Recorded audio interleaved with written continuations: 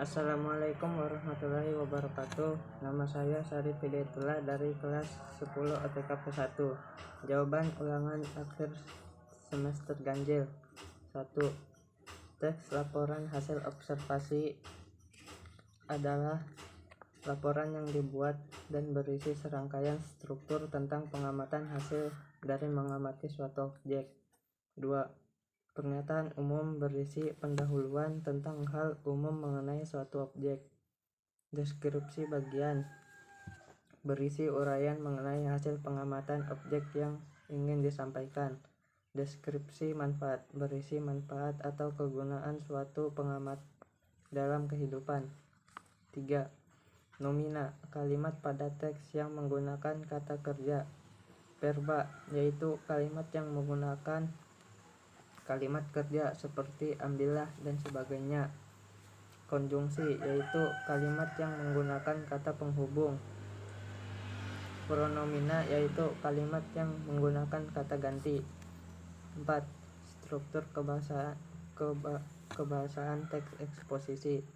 Tesis, menyatakan pendapat penulis mengenai topik yang sedang dipermasalahkan.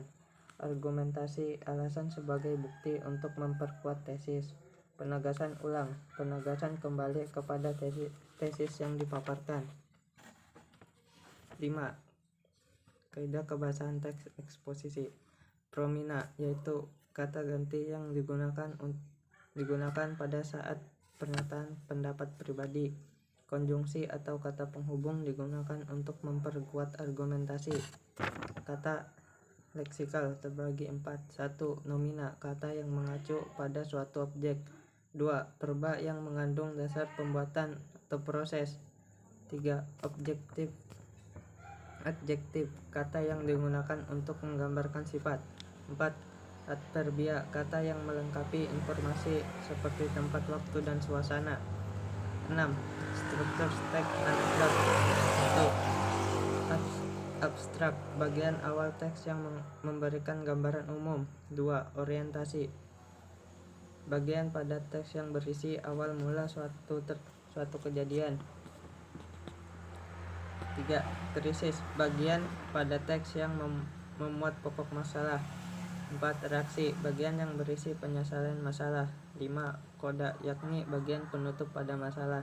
7. Kaidah kebahasaan teks anekdot.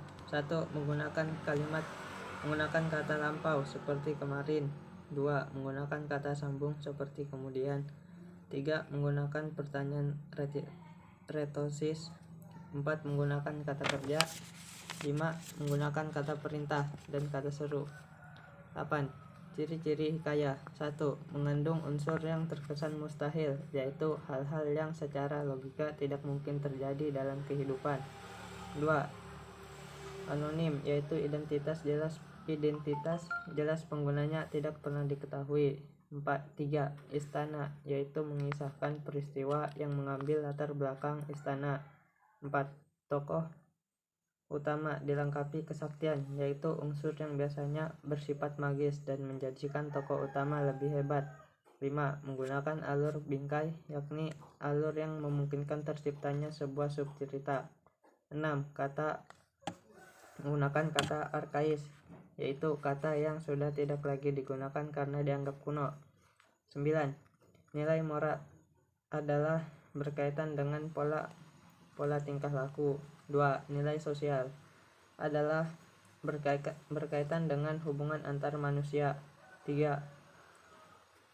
Nilai budaya adalah berkaitan dengan adat istiadat dan kepercayaan. 4.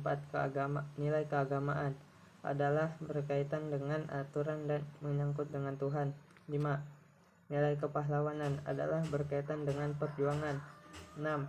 Nilai pendidikan adalah berkaitan dengan ajaran yang dapat diambil dari hikayat tersebut. 10. Buku yang baru saja saya baca adalah panduan sholat, karena saya ingin mengetahui serta mengamalkan amalan dan sunnah pada hari Jumat.